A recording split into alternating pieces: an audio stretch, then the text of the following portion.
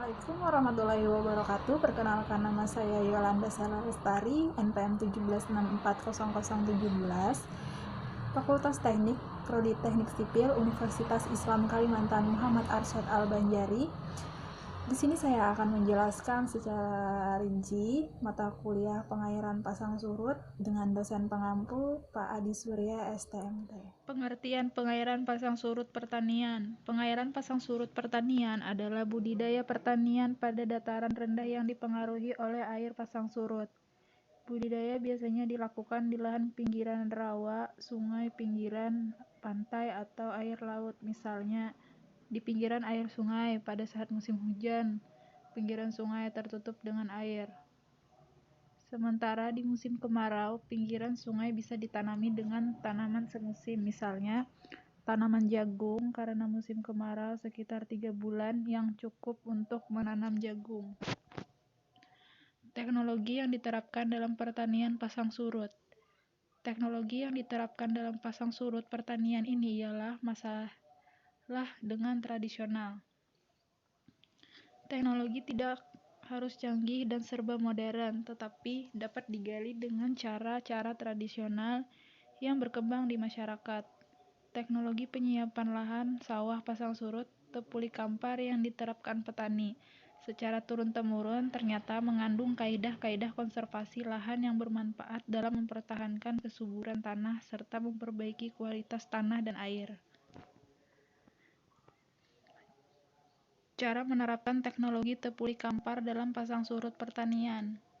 Pada sistem tepuli kampar, petani tidak melakukan pengolahan tanah, melainkan melakukan penebasan gulma dan sisa jerami padi dengan menggunakan alat tradisional tajak pada kondisi lahan berair.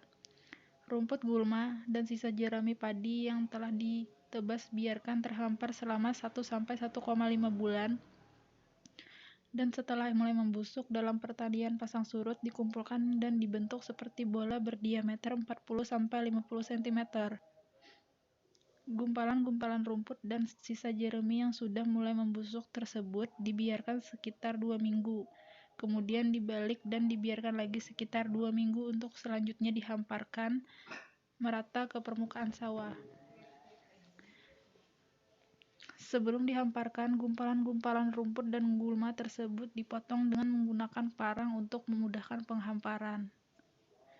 Proses penyiapan lahan yang cukup panjang ini berkaitan erat dengan sistem tanah pindah yang proses penyiapan bibit padinya juga memerlukan tahapan-tahapan tertentu guna mendapatkan bibit yang kuat dan tinggi yang cukup.